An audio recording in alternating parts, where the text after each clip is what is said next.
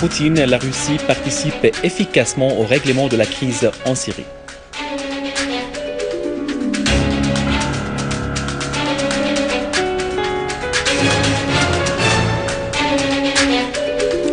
L'ONU adopte le projet de résolution iranien sur la lutte contre la violence.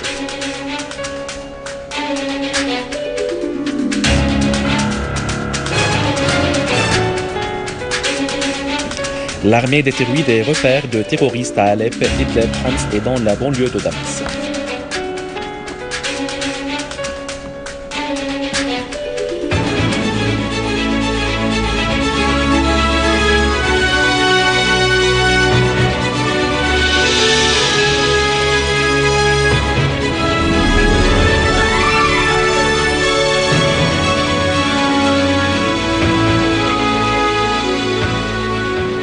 Mesdames et messieurs, bon après-midi et bienvenue à notre journal. Le délégué permanent de Syrie aux Nations Unies, Bachar al-Jafari, a affirmé que les groupes terroristes affiliés à Al-Qaïda qui commettaient des crimes odieux en Syrie étaient liés au régime saoudien qui est le principal bailleur de fonds et commanditaire du terrorisme en Syrie et dans le monde tout entier. Al-Jafari a également précisé dans un communiqué publié au nom de la Syrie élu avant l'adoption par l'Assemblée générale de l'ONU d'un projet de résolution soumis par l'Arabie saoudite et intitulé L'état de droit de l'homme en Syrie, que le projet en question violait la charte de l'ONU, basée sur le principe de la non-ingérence dans les affaires intérieures d'un pays tiers et entrave toute solution politique pacifique fondée sur le dialogue national global entre les Syriens. Il a aussi ajouté que de telles résolutions encouragent la poursuite de la violence et des meurtres en Syrie au service de l'agenda de certains pays qui œuvrent constamment pour mettre en échec la tenue de la conférence de Genève II. Al-Jafari a souligné que ce régime saoudien prétendant protéger le peuple syrien par son projet de résolution commet les plus graves violations des droits de l'homme contre ses propres citoyens et constitue la source principale de soutien au terrorisme extrémiste et takfiriste et poursuit ouvertement l'ingérence dans les affaires intérieures syriennes.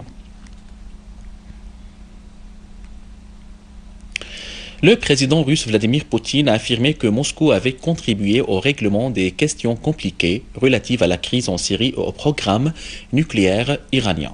Lors de sa 9e conférence de presse annuelle tenue à Moscou, en présence de plus de 2000 journalistes russes et étrangers, Poutine a indiqué que son pays œuvre pour résoudre les questions internationales via le dialogue et le règlement politique, assurant que l'Iran est un partenaire très important pour la Russie dans la région et que la communauté internationale n'a pas le droit de l'empêcher du développement de son programme nucléaire pacifique. Par ailleurs, Poutine a affirmé que le bouclier antimissile représente un danger sur la Russie qui va y riposter, soulignant que la décision définitive sur le déploiement des missiles Alexandre à Kaliningrad n'a pas été encore prise. Répondant aux questions des journalistes sur la conjoncture économique russe à l'ombre de la crise économique mondiale, Poutine a fait savoir que l'économie de son pays a été considérablement développée en raison du rôle professionnel du gouvernement dans le développement de l'économie, en dépit de sa liaison avec l'économie mondiale.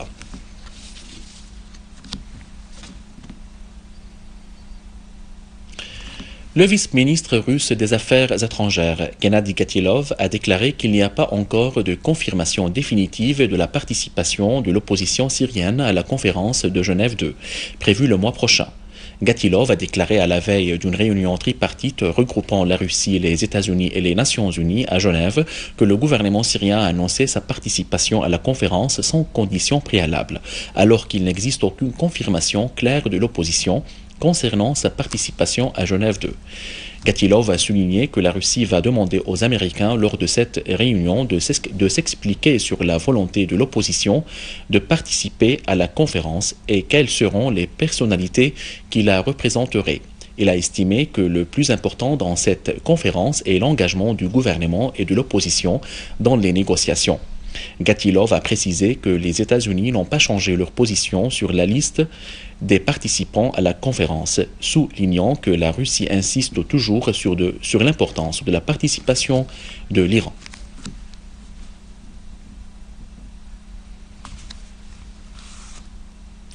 L'Assemblée générale des Nations unies a approuvé à la majorité une proposition du président iranien Hassan Rouhani pour faire face à la violence et l'extrémisme dans le monde, alors que le représentant de l'entité israélienne a critiqué l'adoption de ce projet de résolution.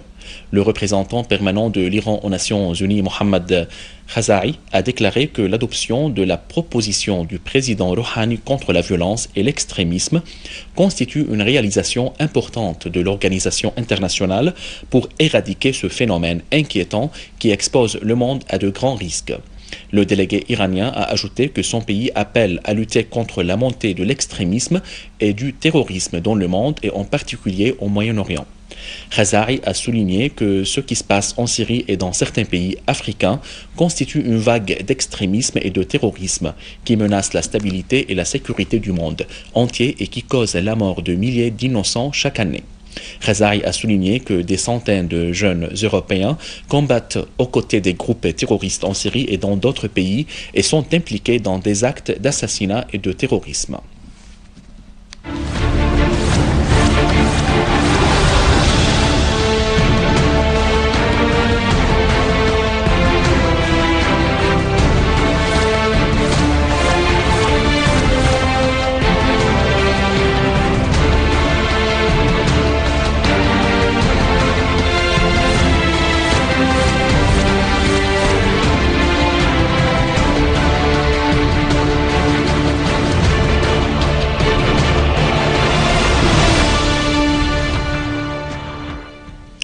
L'armée arabe syrienne poursuit ses opérations contre les terroristes mercenaires dans la cité ouvrière d'Adra dans la banlieue de Damas. Une source militaire a fait noter que l'armée arabe syrienne avait coupé la dernière ligne de ravitaillement des terroristes et abattu nombre d'eux. En direction vers la cité d'Adra, l'armée arabe syrienne a découvert et désamorcé des mines anti-chars dont le poids varie entre 15 et 20 kg, ainsi que dont le poids varie entre 15 kg, ainsi que d'autres mines antipersonnelles d'un poids variant entre 7 et 10 kg.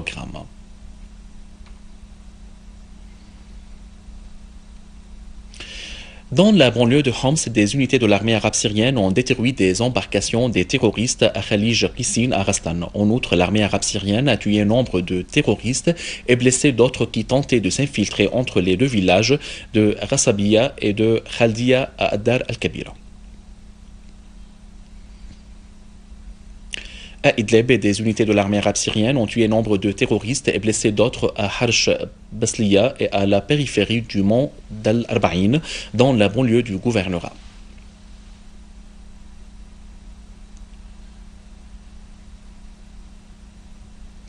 Des unités de l'armée arabe syrienne ont éliminé des bandes terroristes dans 6 quartiers à Alep, déjouant une tentative d'une bande de s'infiltrer d'Al-Amiriya aux zones sûres dans la ville. Dans la banlieue du gouvernorat, des terroristes ont été tués alors d'autres ont été blessés dans 14 zones. L'armée arabe syrienne a aussi détruit des véhicules chargés d'armes de munitions avec les terroristes à bord à l'entrée de 5 villages. L'armée arabe syrienne continue la traque des terroristes dans la banlieue nord de l'attaquer en défiant la baisse de la température et l'accumulation de neige.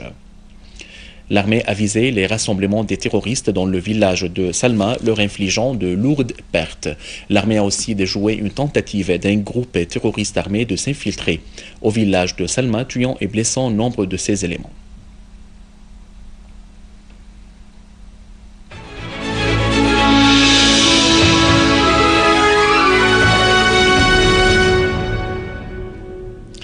Le réalisateur syrien Najdat Ismail Anzour affirme dans une conférence de presse que le rôle de l'artiste est de protéger son pays par l'art qu'il présente.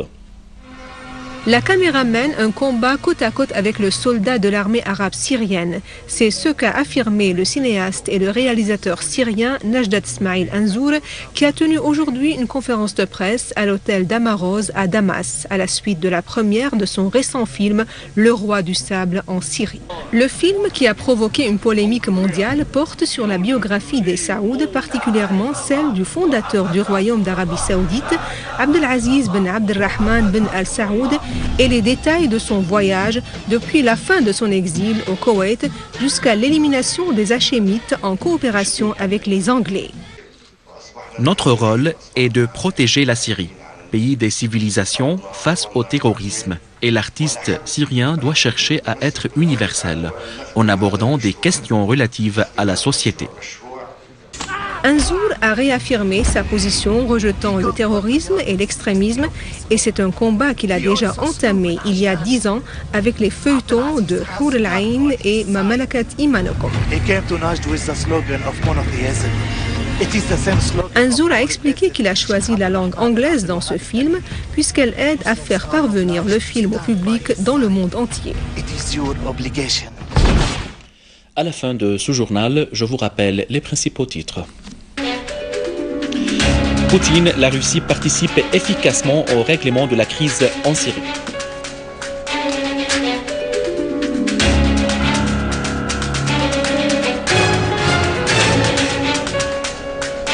L'ONU adopte le projet de résolution iranien sur la lutte contre la violence.